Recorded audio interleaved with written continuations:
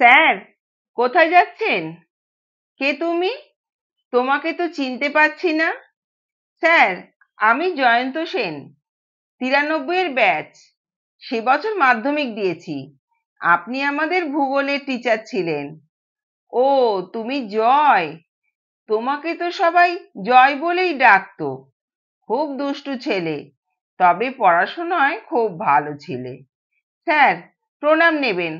কোথায় যাচ্ছেন স্যার? একা একা? যাচ্ছি বাড়ি।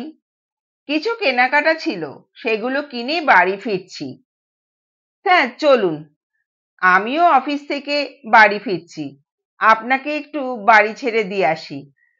না বলবেন না স্যার, এইটুকু সুযোগ দিন। আচ্ছা চলো, বলছো যখন। জয় স্যারকে নিয়ে তার বাড়িতে গেলেন। স্যারের বাড়িতে স্যার আর আন্টি থাকেন। ওনারা নিঃসন্তান, রিটায়ারমেন্ট হয়ে গেছে। বেশ কয়েক বছর হলো। দুজনেই বেশ দুর্বল হয়ে গেছেন। আপনি এখানে বসুন স্যার। আন্টি কেমন আছেন? তোমার আন্টির শরীর ভালো নয়। আছি, চলে যাচ্ছে। এমন সময় বছর 25-26-এর একটি ছেলে অনেক কিছু কিনে নিয়ে এলো।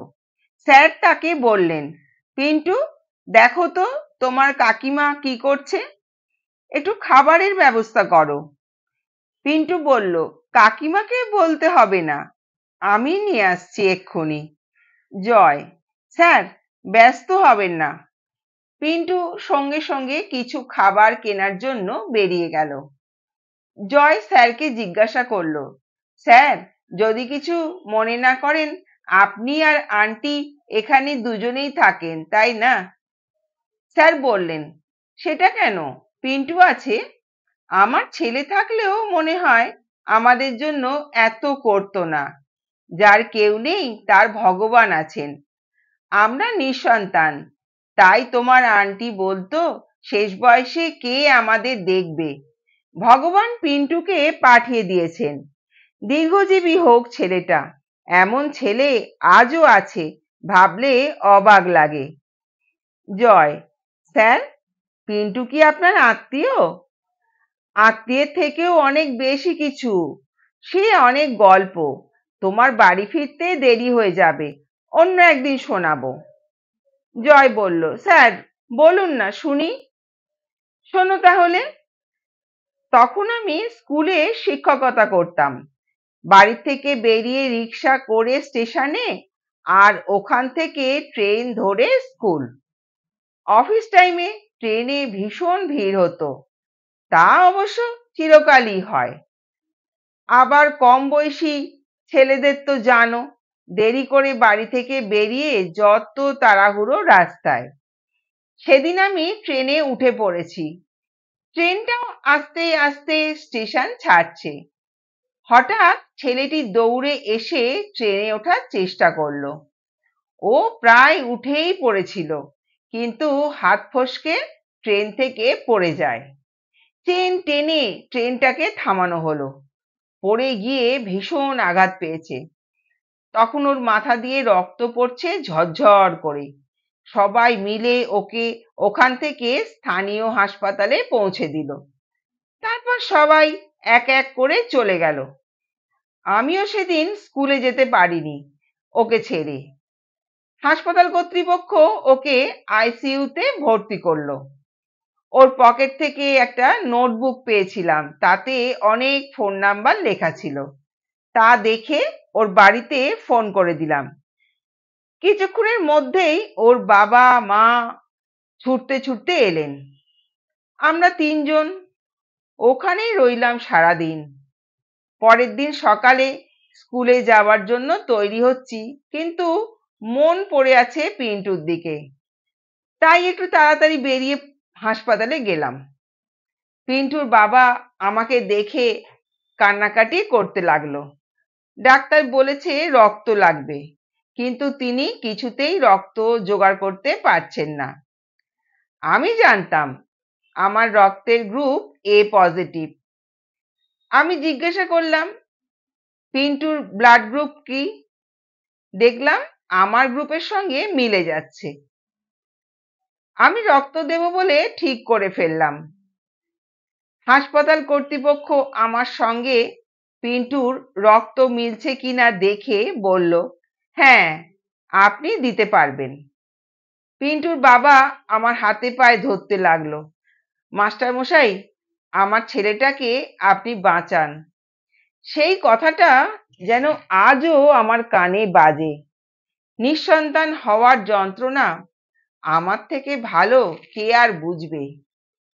তাই আমি রক্ত দেব বলে ঠিক করি, কিন্তু হাসপাতালে থেকে রক্ত দিতে হবে। তোমার আন্টি তো রাজি হবে না। তাই জীবনে প্রথমবার মিথ্যে কথা বললাম তোমার আন্টিকে।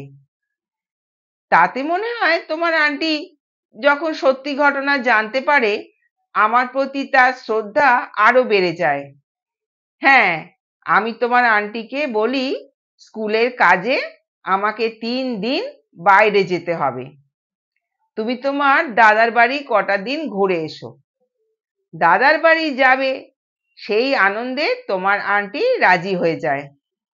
আমিও হাসপাতালে ভর্তি হয়ে পিন্টুকে রক্ত দিই। পিন্টু খুব তাড়াতাড়ি সুস্থ হয়ে বাড়ি ফেরে।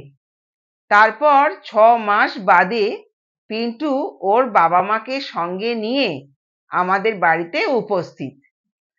ওনারা আমার ঘরে বসলে আমি পিন্টুকে জিজ্ঞাসা করি, কি, কেমন আছো?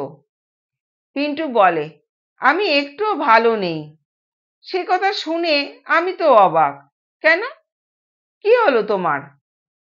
পিন্টু বলল, স্যার, আপনি আমায় শিক্ষা দিয়ে শিক্ষিত করেছেন, তার জন্য আমি আজ অফিসে উঁচু পোস্টে চাকরি করি, ভালো বেতনও পাই।